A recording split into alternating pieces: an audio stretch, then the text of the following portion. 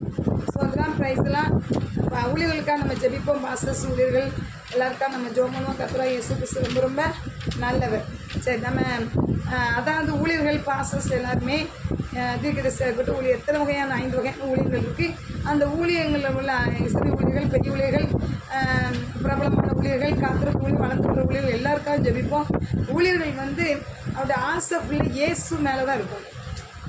என்ன ஊழியம் செய்யட்டுமே, நம்ம வந்து ஜனங்கள் மேலே, விசுவாசிகள் மேலே நம்பிக்கை வைக்காமல், விசுவாசிகள் இவங்க பெரிய ஆள், இவங்க பேக்ரவுண்டு பயங்கரமாக இருக்குது, பணம் பலம் இருக்குது, அரசியல் பலம் இருக்குது, அதில் அரசாங்க வேலை இருக்குது, அப்படிலாம் நம்ப வேண்டாம். இயேசு மேலே தான் அவங்க ஆசை இருக்கணும். உங்கள் விசுவாசி நீங்கள் துப்பி போட்டதை வாமிட்டு வந்தால் கூட, கையில் வாங்கினா கூட நீங்கள் அதிகம் இயேசுக்கு முதலிடம் கொடுங்க, விசுவாசிக்கு முதலிடம் கொடுக்காதீங்க. எதை எடுத்தாலும் ஏசப்பாவை மட்டும்தான் நம்புங்க. அந்த விசுவாசி உங்கள் உயிரை கொடுத்தா நான் செத்துருவேன்னு சொன்னால் கூட நம்பி அவங்கள கண்டு ஏமாந்துடாதீங்க. எவ்வளோ பெரிய உடன் ஊழியர்களோ, எவ்வளோ பெரிய விசுவாசியாக இருந்தாலும் கர்த்தர் நமக்கு கோடி செல்வம் கொடுத்தா கூட முதலிடம் இயேசு கொடுங்க. அதேமாதிரி ஆசை ஃபுல்லாக இயேசு மேலே இருக்கட்டும். அவங்க ஊழியர்களுடைய எல்லா ஆசையும் இயேசு மேலே தான் இருக்கும். நம்ம ஜெபம் பண்ணுவோம். நல்ல ஆரம்பத்தில் அப்படி தான் இருப்பாங்க. சந்தர்ப்ப சூழ்நிலை அவங்கள மாற்றி அவங்கள அப்படி மனிதர்கள் மேலே மாற்றிடும். அதெல்லாம் இல்லாதபடி கருத்து நம்ம ஜெபம் பண்ணுவோம். அப்போ தான் அவங்களுடைய தேவைகள் சந்திக்கப்படும். அவங்க ஆசை ஃபுல்லாக இயேசு மேலே இருந்தால் ஊழியத்துடைய தேவைகள், ஊழியத்தை பல தேவைகள் இருக்கலாம், பல தேவைகள், பல காரியங்கள். அதனால் கர்த்தராகிய இயேசு கிறிஸ்து சந்திக்கும்படியாக அந்த அவங்களுடைய தேவைகள் சந்திக்கப்படணும்னா அவங்க ஆசைக்குள்ளே இயேசு மேலே இருக்கணும். அவங்க இயேசு நம்பும்போது அவங்களுடைய ஆசீர்வாதம் நிச்சயம் உண்டாகும். அப்பா மே துதிக்கிறோம். ஸ்தோத்திரம் ஸ்தோத்திரம் ஸ்தோத்திரம். ஏசப்பா ஊழியர்களுக்கு எல்லா ஊழியர்களுக்கும் சமத்தை வருகிறோம். ஏசப்பா முதலாவது என் ராஜ்யத்தை நீதி தருங்க, அப்படி வேணால் கூட்டி கொடுக்கப்படும் என்று சொன்ன வார்த்தைப்படி எல்லா ஊழியர்களும் அப்படி தான் வாழ்வாங்க. கர்த்தாவே பண தேவைகள் நெருக்கங்கள் வரும்போது அப்படி திணறிக்கிட்டு இருக்கும்போது ஏசப்பா மனிதர்கள் நம்பாதபடி, விசுவாசங்களை நம்பாதபடி, அந்த ஆள் பலம் பணம் பலம் உள்ளவங்களை நம்பாதபடி இயேசுவை நோக்கி பார்க்க கிருபை செய்யுங்க. இயேசுவை நோக்கி பார்க்க கிருபை செய்யுங்க. நெருக்கங்கள் வரலாம், பண நெருக்கங்கள் வரலாம், தேவைகள் நெருக்கங்கள் வரலாம். இந்த காரியத்தை எப்படி செய்யணும்? எல்லாவற்றுக்கும் இயேசுவிட்ட விடை உண்டு.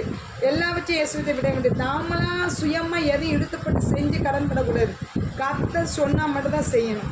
கர்த்தர் ஒரு காரியத்தை சொல்கிறாருன்னா அதை செய்யும்போது பணமே இருக்காது, ஆனால் ஒரு காரியத்தை சொல்லுவார் செய்யுங்கன்னு. ஆனால் ஒரு பைசா இருக்காது, ஆனால் எப்படி செய்யன்னு தெரியாது. உடனே நமக்கு மனநிலை மாறலாம். இது எப்படி செய்ய, ஐயா இவ்வளோ பெரிய திட்டத்தை கொடுக்குறாரு, இந்த காரியத்தை இவ்வளோ ரூபாய் ஆகுமே, நம்ம எப்படி செய்ய, நம்மகிட்ட ஒரு பைசா இல்லையா அப்படின்னு நம்ம அங்கலாய்க்கலாம். உடனே அந்த காரியத்துக்காக இப்படிலாம் சொல்கிறீராண்டறேன் அப்படி முறுமுறுக்காமல் ஏச மனதார ஒப்பு கொடுக்குறேன்.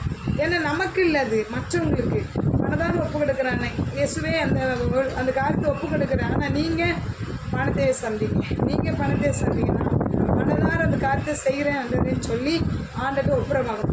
பணம் இல்லைன்னு உடனே அந்த காரியத்தை சேர்த்து ரொம்ப யோசிப்போம். ஆனால் ஏசப்பா உம்முடைய ஊழியம், கர்த்தருடைய ஊழியம், கர்த்தருக்காக செய்வேன் ஏசப்பா, பணத்தை சந்திங்கன்னு சொல்லி மனதார ஒப்பு கொடுக்குது. கர்த்தரா எப்படி தான் சந்திப்பாரோ, யார் உள்ளத்தில் பேசுகிற கிரியை செய்வாரோ தெரியாது. கர்த்தர் தேவைகளை சந்திக்கும். நாளைக்கு அந்த காரியம் நடக்குன்னா கூட, நாளைக்கு அந்த ஃபங்க்ஷன் நடக்குன்னா கூட இன்றைக்கி அந்த பணம் வந்து விழுந்துடும். ஃபங்க்ஷன் சொல்கிறது கல்யாண வீடு, கச்சேரி வீடு நான் சொல்ல வரல, ஊழிய காரியங்களை சொல்கிறேன். ஒரு அதுக்கு தேவை சந்திப்பார். ஊழியத்தினுடைய காரியங்கள், ஊழியத்தில் எத்தனையோ காரியங்களை செயல்படுத்த சொல்கிறாரு. அதுக்கு பணத்துக்கு என்ன செய்யும்போது நம்ம என்ன சொல்கிறோம், நாளைக்கு நடக்கிற அந்த ப்ரோக்ராமுக்கு, அந்த ஃபங்க்ஷனுக்கு, அந்த ஊழிய ஃபங்க்ஷனுக்கு கர்த்தராகிய இயேசு இன்றைக்கி அந்த பணத்தை சந்திக்கிற கர்த்தர். அப்படியே நம்ம ஜெபிக்கும் போது கர்த்தரை நிச்சயம் தருவா. நம்ம எல்லாம் ஜெபிப்போம். ஏசப்பா உமக்கு நன்றி நன்றி நன்றி ராஜா. இயேசுவி நாமத்தை ஒவ்வொரு ஊழியர்களும் அப்பா 5 வகையான ஊழியர்களையும் கர்த்தரை ஆஸ்வதிங்க, பலப்படுத்துங்க. ஆரம்பத்தில் விசுவாசம் இறுதி வரை கர்த்தர் அந்த ஊழியத்தை வெற்றிகரமாக முடிக்கிற வரைக்கும் அந்த விசுவாசம் இருக்க கிருபை செய்யுங்க. ஏசப்பா தருவார். வெறுங்கை கொண்டு முள்ள அப்பா வெறுங்கையாக தான் இருக்கும்.